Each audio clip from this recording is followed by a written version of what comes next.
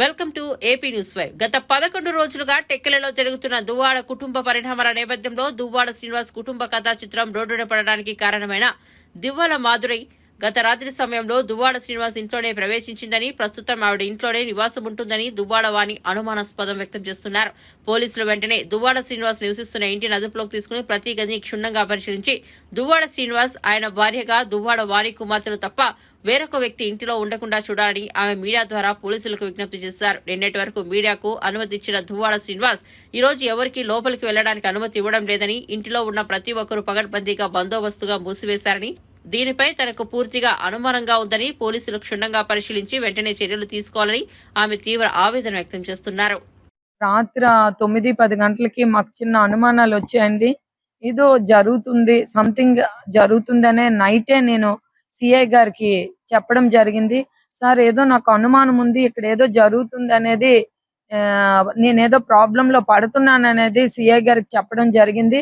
CI గారు మేము check చేస్తామమ్మా, చూస్తామమ్మా అని చెప్పడం జరిగింది. నాకు తెలిసి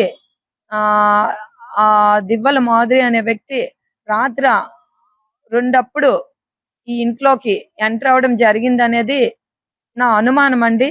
పోలీసులకు కూడా నేను చెప్పడం జరిగింది.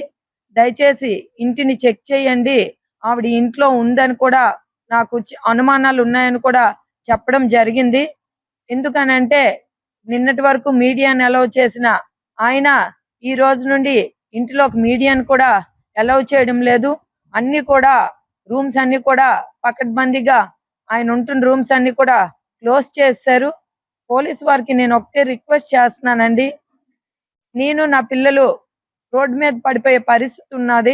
ఎందుకంటే రేపు శ్రీని గారితో మా లైఫ్స్ అన్ని ముడిపడి ఉన్నాయి. ఆవిడ చాలా దారుణమైన వ్యక్తి, చాలా మంది లైఫ్స్ తో ఆడుకునే వ్యక్తి.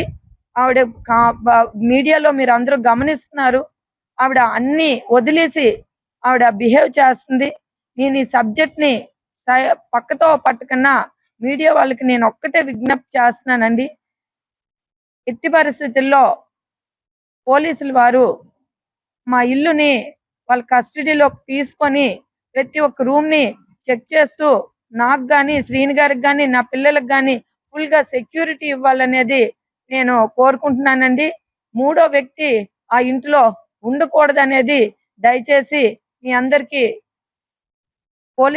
పోలీసుల వారికి నేను రిక్వెస్ట్ చేస్తున్నాను. ఎందుకంటే నా లైఫ్, నా పిల్లల లైఫ్, అందరి లైఫ్ కూడా రిస్క్ లో ఉందండి. నేటికి 10 days అనేది మేము ఈ కార్ షెడ్ లో ఉంటున్నాం, కేవలం మా ఇంట్లో ఎంటర్ అవడానికే. దాన్ని టాపిక్ వేరువేరుగా డైవర్ట్ చేస్తున్నారు. మేము ఆస్తులు అడుగుతున్నాం, అది మేము ఏ ఆస్తులు అడగడం లేదండి, మేము ఎలాంటి కోరికలు కోరడం లేదండి. ఆ ఇంట్లో మేము ఉంటామనేదే కోరుతున్నాము. కానీ ఆ ఇంట్లో మాకు రానివ్వకన్నా నేటికి 10 days అవుతుంది ఈ కార్ షెడ్ లోనే పడుకుంటున్నామండి. రాత్రి 2 గంటలకి ఆ దివ్వల మాధురి అనే వ్యక్తి మా ఇంట్లోకి వెళ్ళడం జరిగింది. రేపు శ్రీని గారికి ఎట్లాంటి ప్రాబ్లం అయినా రేపు నేను నా పిల్లలు రోడ్డు మీద పడిపోవాల్సి వస్తుంది. కాబట్టి ఎస్పీ గారికి కానీ, డిఎస్పీ గారికి కానీ, అట్లానే పోలీసు సిఐ గారికి, ఎస్ఐ గారికి అందరికీ నా రిక్వెస్ట్ ఒకటే, ఆ ఇల్లుని మాత్రం శ్రీని గారికి కానీ, ఆ ఇంటికి కానీ, మాకు కానీ ఎట్టి పరిస్థితుల్లో ఎలాంటి హాని కూడా జరగకన్నా ప్రొటెక్ట్ చేయాలనేది నేను మీడియా ద్వారా కోరుకుంటున్నానండి.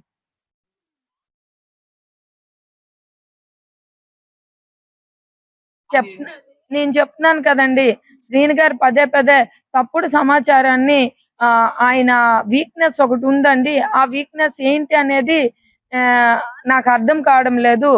అది ఏ రకమైన ప్రాబ్లంలో ఆయన ఇరుక్కున్నారు అనేది కూడా అర్థం కావడం లేదు. మొదటి నుండి మాత్రం మాధురి అనే వ్యక్తి ఆయన ట్రాప్ చేసింది, ఆయన తాలూకు లైఫ్ ని ఆవిడ చేతిలో పెట్టుకుంది అనేది మాత్రం నాకు క్లియర్ గా అర్థం అవుతుంది. అందుకనే నేను ముందు నుండి కూడా చాలా ఆచితూచి ఎక్కడ డ్యామేజ్ కాకూడదని వెళ్ళినప్పటికి కూడా ఈ రోజు మేము డ్యామేజ్ అయిపోయి రోడ్డు మీద పడిపోయే పరిస్థితికి వచ్చామండి.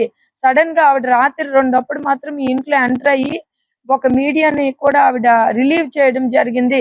నేను 10 రోజుల పాటు నేను అందుబాటులో ఎవరికి ఉండను, సోషల్ మీడియాకి నా హెల్త్ బాగలేదు అనేది ఒక మీడియా రిలీజ్ చేయడము, ఆవిడ సెల్ కూడా స్విచ్ ఆఫ్ చేయడం కూడా జరిగింది. దయచేసి దీని మీద దర్యాప్తు చేసి ఆవిడ ఎక్కడుందో అనేది తెలుసుకొని, ఒకవేళ ఇక్కడే ఉంటే ఇమీడియట్ గా ఆవిడకి బయటికి పంపించే కార్యక్రమం చేయాలనేది కూడా నేను రిక్వెస్ట్ చేస్తున్నాను.